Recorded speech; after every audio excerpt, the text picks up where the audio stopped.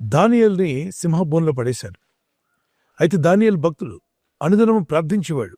దానియేలు గ్రంథం 6:10 చదివినప్పుడు అతను మంచి భక్తుడని, ప్రార్థనాపరుడని, విశ్వాసవీరుడుగాను, తన పనుల్లో కూడా ఎక్కడ తప్పు లేకుండా ఒక క్రమశిక్షణ కలిగినటువంటి మంచి ఆత్మీయుడిగా ఉన్నాడు. ఇతని విషయంలో అతని తోటి పనివారే డీగ్రేడ్ చేద్దామని ఎంత ప్రయత్నించినా ఇతను పంక్చువాలిటీలో కరెక్ట్గా ఉంటున్నాడు. పనుల్లో చాలా సక్రమంగాను నిబద్ధతతో పనిచేస్తున్నాడు. ఒక రాజనీతి కలిగిన వాడుగాను, దైవభక్తిపరుడుగాను, నీతిమంతుడుగా అతను పనిచేస్తున్నాడు. ఇతని చుట్టూ ఉన్న కొలీగ్స్లో చాలామంది ఆఫీసర్స్, పైనున్నవారు, కిందున్నవారు లంచగొండితనం, అపవిత్రమైన మనసులు, పాపాల పట్ల ఆసక్తి కలిగిన వారు, దుర్నీతి పరులు, అవినీతి పరులుగా జీవిస్తున్నారు.